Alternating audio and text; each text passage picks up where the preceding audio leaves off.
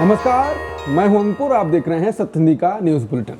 एक नजर डाल लेते हैं अब तक की खबरों पर। सुप्रीम कोर्ट 10 जुलाई को बिहार में चुनाव आयोग द्वारा किए गए स्पेशल इंटेंसिव रिवीजन यानी SIR के खिलाफ दायर याचिकाओं पर सुनवाई करेगा।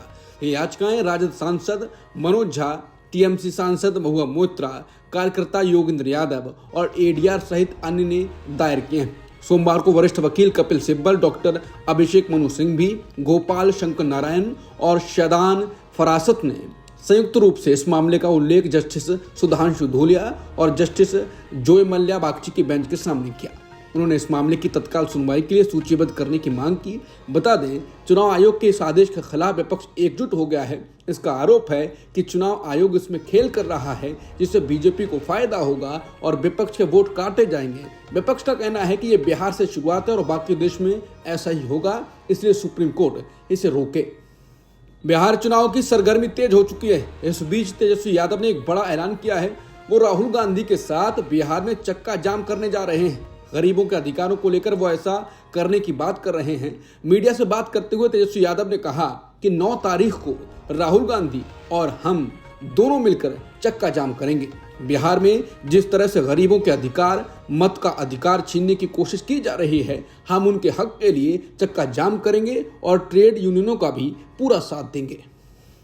बिहार विधानसभा चुनाव से पहले वोटर लिस्ट के स्पेशल इंटेंसिव रिवीजन पर असदुद्दीन ओवैसी ने बयान दिया है। उन्होंने इस वोटर लिस्ट रिवीजन को लेकर कहा कि नाम हटने से तो लोगों की नागरिकता भी चली जाएगी। ओवैसी चुनाव आयोग के दफ्तर पहुंच गए। चुनाव आयोग के अधिकारियों से मुलाकात के बाद ओवैसी ने कहा कि अगर 15 से 20% लोगों के नाम सूची से छूट भी गए तो वो अपनी नागरिकता भी खो देंगे। हम विशेष गहन पुनरीक्षण यानी SIR के खिलाफ नहीं है, लेकिन समय दिया जाना चाहिए। बिहार विधानसभा चुनाव 2025 को लेकर एक नया ओपिनियन पोल आया है। इनसाइट की ओपिनियन पोल के मुताबिक बिहार में NDA सरकार की वापसी होने की संभावना है। हालांकि इसी ओपिनियन पोल में यह भी कहा गया है कि मुख्यमंत्री की पसंद के रूप में RJD के नेता तेजस्वी यादव टॉप पर हैं। NDA को करीब 49% वोट मिलने की संभावना है। वहीं महागठबंधन को 36% वोट मिल सकते हैं। सर्वे में यह भी पता चला है कि मुख्यमंत्री के लिए लोगों की पहली पसंद कौन है। करीब 39% लोगों ने तेजस्वी यादव को मुख्यमंत्री के रूप में पसंद किया है और 35.6% लोग अभी भी नीतीश कुमार को मुख्यमंत्री के रूप में देखना चाहते हैं। वहीं 4.6% लोगों ने चिराग पासवान को और 2.3% लोगों ने प्रशांत किशोर को मुख्यमंत्री के रूप में पसंद किया है। सिर्फ 1.7% लोगों ने उप मुख्यमंत्री सम्राट चौधरी को मुख्यमंत्री के रूप में पसंद किया। वहीं 12.3% लोग बीजेपी से किसी नए चेहरे को मुख्यमंत्री के रूप में देखना चाहते हैं।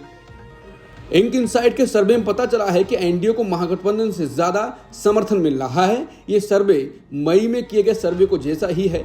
सर्वे के अनुसार NDA को पुरुषों और महिलाओं दोनों का समर्थन मिल रहा है। 43.6% पुरुषों ने कहा कि वो NDA को सत्ता में देखना चाहते हैं। वहीं 54.7% महिलाओं ने बीजेपी JTU गठबंधन को वोट देने की बात कही।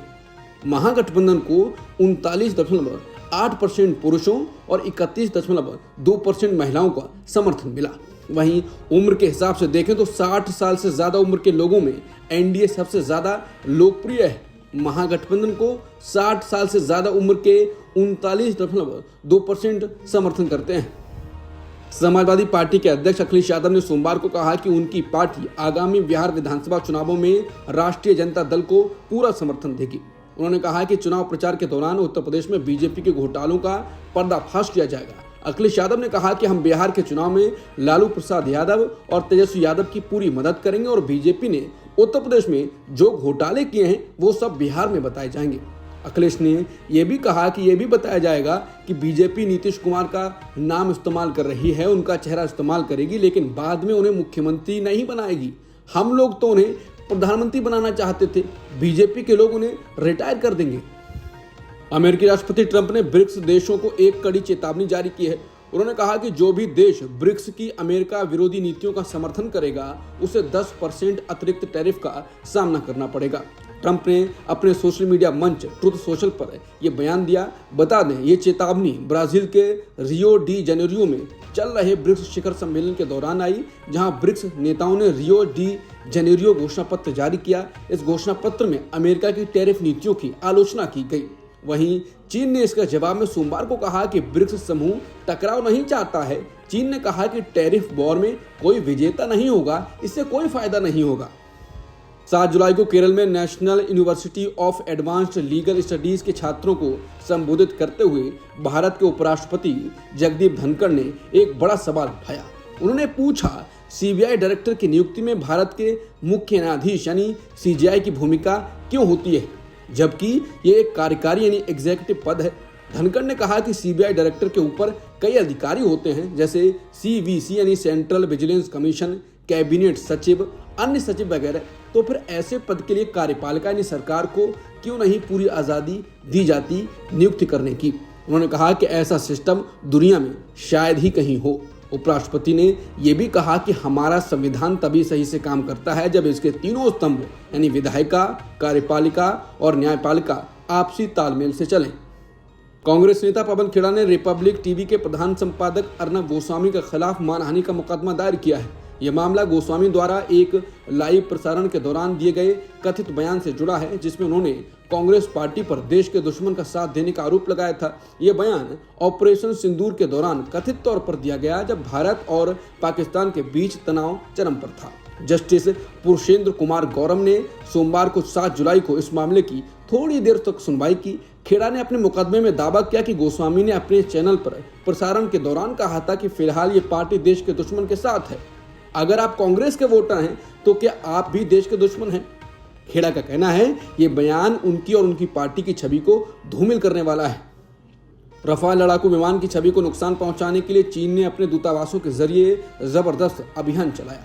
मई में भारत पाकिस्तान के बीच संघर्ष हुआ था। उसके बाद भारत ने पाकिस्तान के खिलाफ ऑपरेशन सिंदूर चलाया। इस दौरान भारत के कुछ सैन्य अधिकारियों ने नुकसान होने की बात का संकेत दिया, लेकिन फ्रांसीसी खुफिया एजेंसी ने खुलासा किया कि चीन ने राफेल की प्रतिष्ठा को नुकसान पहुंचाने के लिए अपने दूतावासों का इस्तेमाल किया। एसोसिएटेड प्रेस यानी एपी इस खुफिया जानकारी के हवाले से बताया गया कि चीन ने राफेल की बिक्री को कमजोर करने के लिए एक सुनियोजित अभियान चलाया, जिसमें चीनी दूतावासों में तैनात रक्षा अताशे ने उन देशों को प्रभावित करने की कोशिश की जिन्होंने पहले से ही राफेल खरीदे हैं या खरीदने पर विचार कर रहे हैं। राफेल विमान फ्रांस की डसॉल्ट एविएशन कंपनी बनाती है। भारत में अब तक की पहली डिजिटल जनगणना 2027 में होगी और इसकी वजह से जनगणना के आंकड़े पहले की तुलना में बहुत जल्दी उपलब्ध हो जाएंगे। ये जानकारी भारत के रजिस्ट्रार जनरल और जनगणना आयुक्त के आधिकारिक सोशल मीडिया हैंडल से सोमवार को दी। उन्होंने बताया कि जनगणना 2 चरणों में की जाएगी और पहली बार तकनीक का इस्तेमाल करके डेटा सीधा सर्वर पर भेजा जाएगा, जिससे जानकारी जल्दी मिल जाएगी। इस बार लोगों को खुद भी अपनी जानकारी ऑनलाइन भरने का विकल्प मिलेगा, यानी आप खुद घर बैठे जनगणना के लिए जरूरी जानकारी भर सकेंगे। कांग्रेस ने पीएम मोदी पर निशाना साधा। वजह ये थी कि पीएम मोदी ने अमेरिका के टेक्सास राज्य में बाढ़ से मरे लोगों के लिए तो शोक व्यक्त किया, लेकिन हिमाचल प्रदेश के मंडी जिले में भारी बारिश और बाढ़ से हुई तबाही पर एक शब्द तक नहीं कहा। कांग्रेस नेता पवन खेड़ा ने एक्स पर लिखा कि हिमाचल प्रदेश के मंडी में बाढ़ से 70 से ज्यादा लोगों की मौत हो चुकी है, लेकिन हमारे पीएम ने अब तक वहां के लोगों के लिए एक शब्द भी सांत्वना के नहीं कहे। वहीं अमेरिका के टेक्सास की बाढ़ पर वो तुरंत दुख जता रहे हैं। उन्होंने तंज कसते हुए कहा कि टेक्सास दिल्ली से भले ही दूर हो, लेकिन लगता है कि पीएम के दिल के ज्यादा करीब है, मंडी के लोगों से ज्यादा। उन्होंने एक और पोस्ट लिखा कि हिमाचल में दर्जनों लोग बाढ़ में जान गंवा चुके हैं, लेकिन प्रधानमंत्री ने आज तक एक शब्द भी नहीं कहा। लेकिन अगर किसी और देश में किसी को कांटा भी चुभ जाए तो तुरंत ट्वीट आ जाता है। क्या भारतीयों की जान विदेशियों से सस्ती है? क्या अब संवेदना भी राजनीति का हिस्सा बन गई है? बता दें 20 जून से शुरू हुए मानसून के बाद हिमाचल प्रदेश में अब तक 78 लोगों की मौत हो चुकी है। इनमें 50 से ज्यादा मौतें बादल फटने, भूस्खलन और फ्लैश फ्लड्स की वजह से हुई हैं। 121 लोग घायल हुए हैं और सिर्फ मंडी जिले में 30 लोग लापता हैं। राहत और बचाव कार्य अभी जारी है। अब तक की खबरों में इतना ही। बाकी खबरों के लिए बने रहिए सत्य हिंदी के साथ।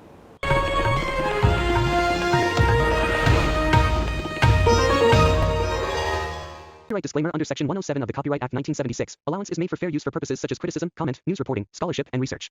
Fair use is a use permitted by copyright statute that might otherwise be infringing.